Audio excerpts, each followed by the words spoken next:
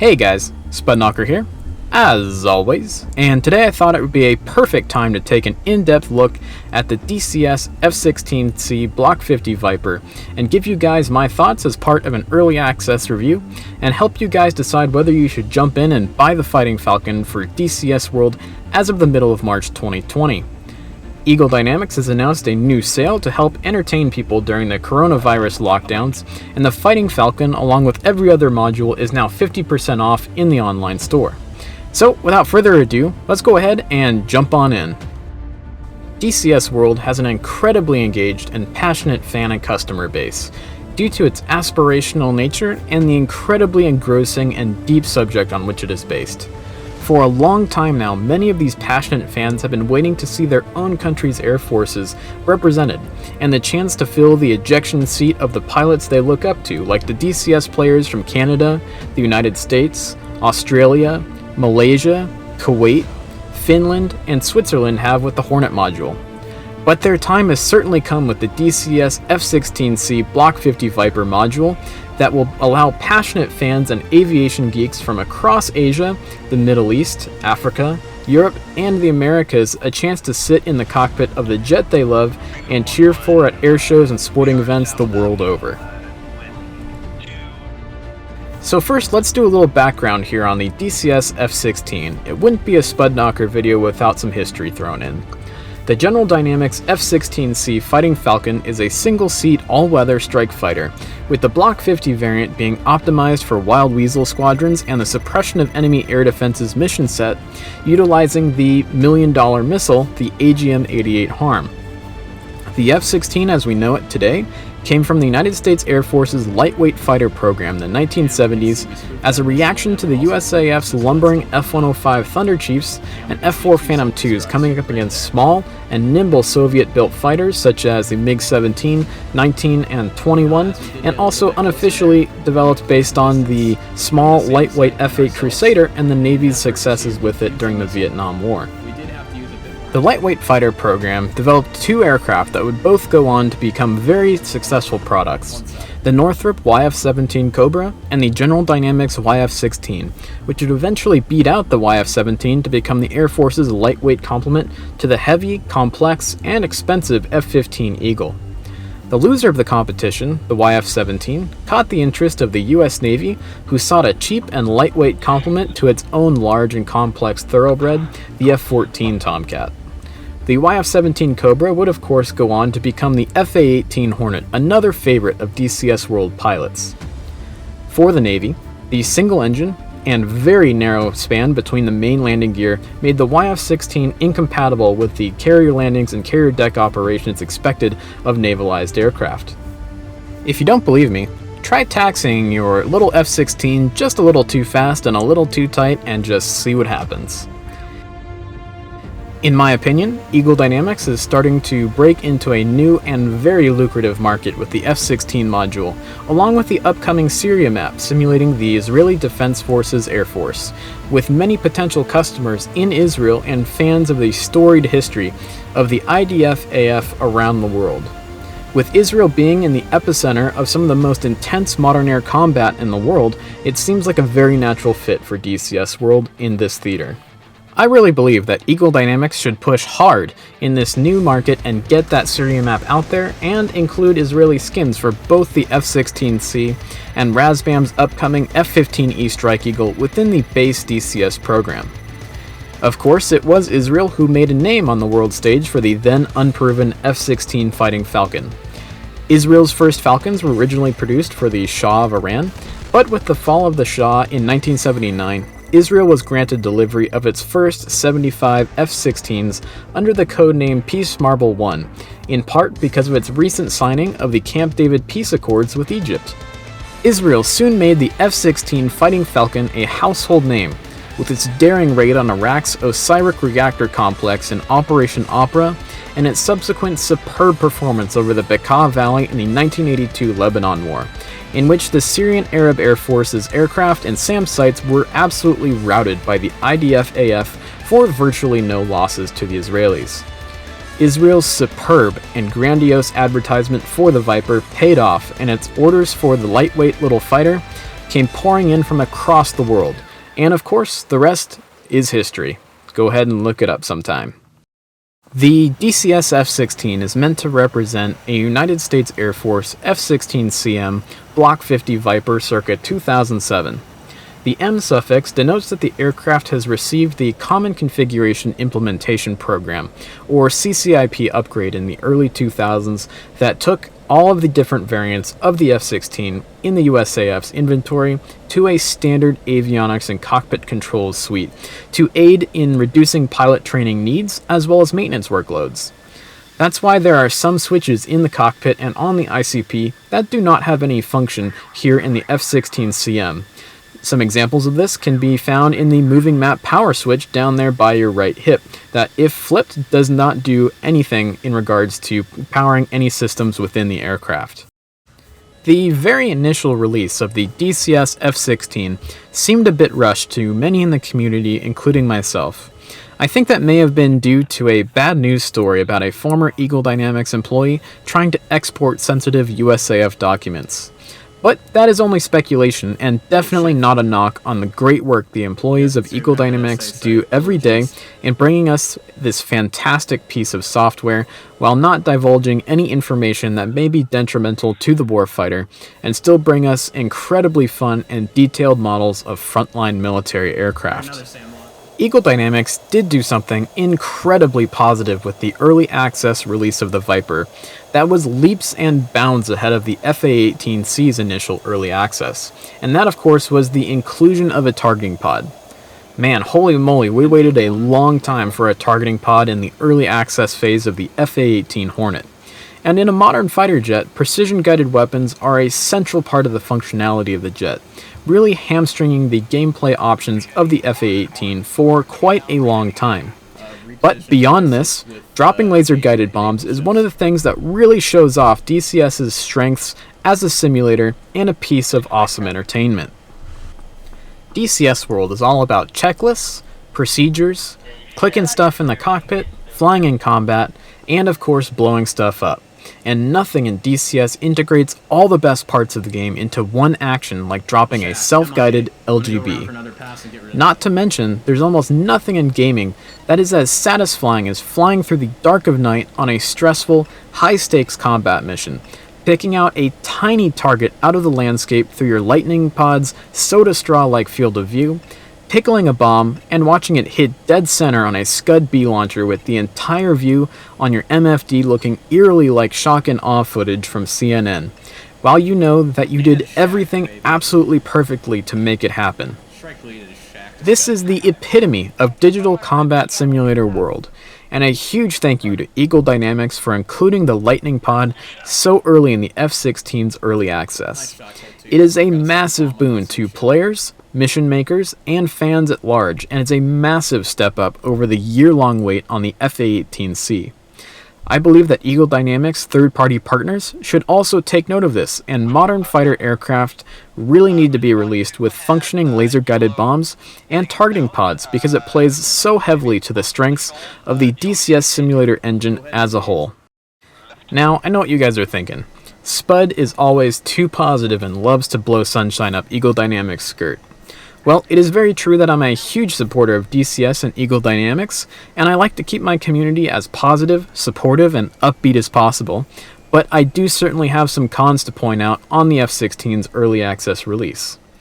In the beginning, it did feel very rushed, like they were 80 to 90% done with their planned early access release date, then had to rush it out the door. I think the best evidence of this is the fact that only one skin has been officially released by ED as part of the DCS F-16C. If I were in charge at Eagle Dynamics, I would have wanted to have as many skins as possible on initial early access release, and not just the USAF skins, but European, Israeli, Emirati, Turkish, South Korean, Indonesian, Republic of China, Pakistani, and more. This goes back to what I was talking about in the intro.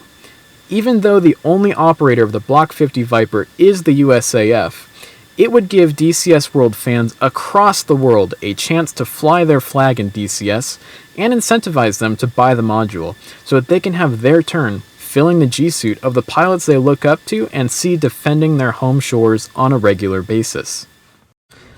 Another thing that was a major con in the initial early access period of the Viper was its lack of a radar-directed gun sight.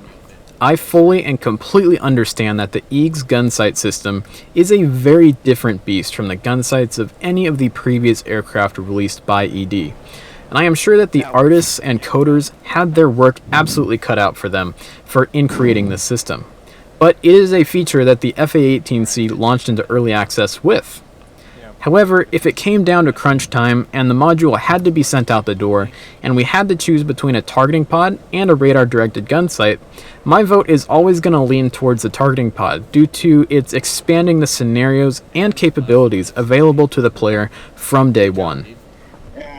But do please realize that this con has since been corrected, and the Eags 5 gun sight is certainly a force to be reckoned with, and is absolutely deadly in both single-player and multiplayer engagements, turning the DCS F-16C into the fierce dogfighter it was always meant to be. Now, another issue that is kind of a nuisance and seems to be a bug with definite staying power is the tendency for the targeting pod to overwrite waypoints when trying to switch which waypoint the pod is currently slave to while in air-to-ground mode.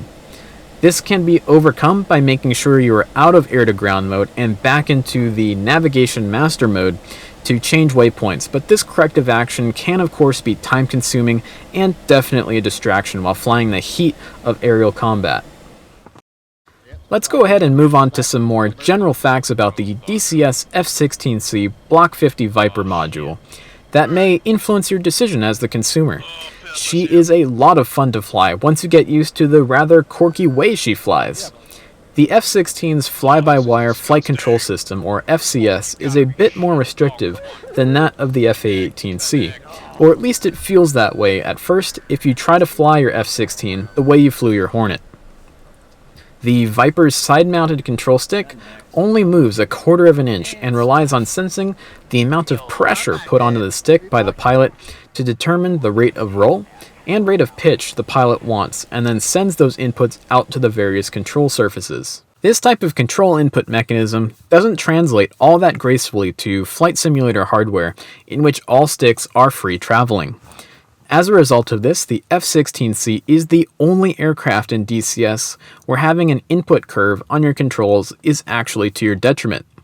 I personally fly with no curves at all on my roll and pitch axis, and just a touch of dead zone in the center to relieve any slop in the commercially available imperfect hardware we use in flight simulators. But don't worry, back in the day, new Fighting Falcon pilots had a hard time getting used to it as well. It used to be said that you could always tell if it was a new pilot in the Viper on takeoff, because there would be just the slightest drop in the left wing as the gear started retracting. This is because the early F-16A's stick was so sensitive, the physical act of reaching for the gear handle put just enough pressure on the stick to bank the aircraft left. She takes a bit of getting used to, but in time you'll find yourself just barely moving your stick around, whether you're in a dogfight or sipping some fuel behind a tanker. She really is one of the easiest aircraft to fly formation with, and once you get used to boom and septical refueling, the easiest to aerial refuel. A little tip for air-to-air refueling that really helps is to induce a slight slip to your turn as you follow the tanker around the ends of its orbit. This stiffens up the response to the controls and allows you to keep a more precise position behind the tanker. Another interesting characteristic of the DCS F-16C that directly correlates to stories I've heard from real-life Viper pilots is the seat position can definitely take a little bit of getting used to, with it being so high up in the frameless bubble canopy. When the F-16 was first introduced, pilots experienced vestibular and visual flight illusions at night and in hard IMC conditions with no canopy sills or frames to quote-unquote ground their senses in the airplane.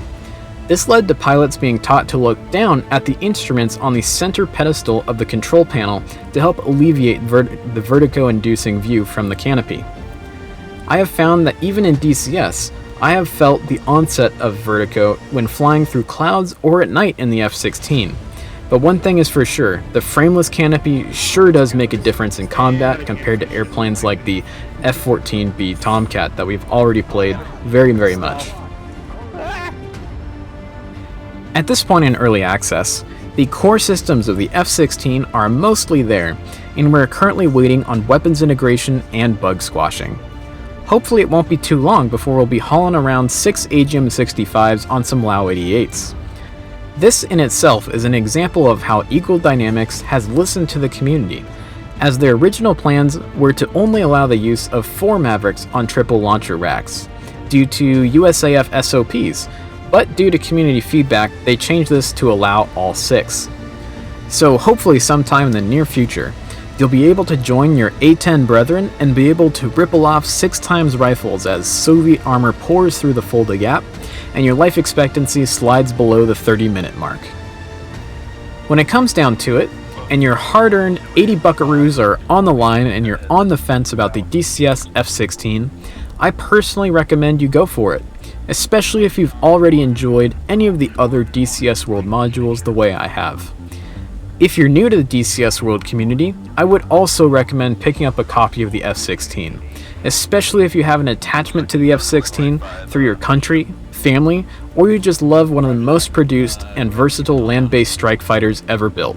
You'll be getting yourself in on the ground floor of the DCS F-16C, and allow yourself to concentrate on learning to fly the jet, work her basic systems, and be able to expand your knowledge as new features and weapons are integrated into the aircraft throughout its early access period.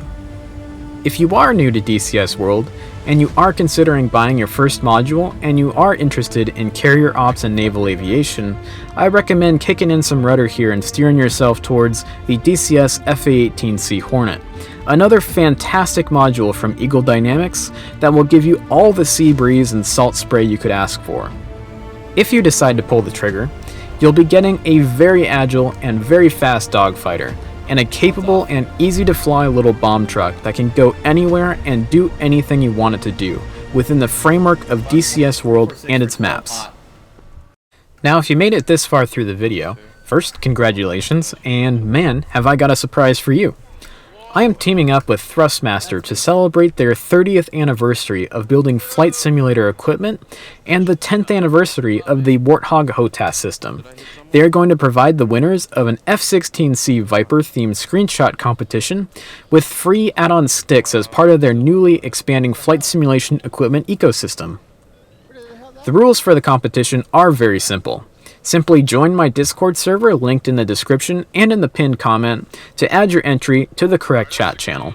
Screenshots simply have to include the DCS F-16C Viper and a short description of the screenshot, how you got the screenshot, what's happening in the screenshot, is it single player, is it multiplayer, is it a screenshot of your friend, etc, etc, etc. Just a very brief kind of description, and the rest is up to your imagination. The competition will actually be judged by myself and the marketing team over at Thrustmaster. So, thanks a lot guys for watching, and fly safe as always, and enjoy the DCS F-16CM Block 50 Viper if you decide to pull the trigger, and it is in fact your next purchase. So, thanks a lot guys, and we'll see you in the next one.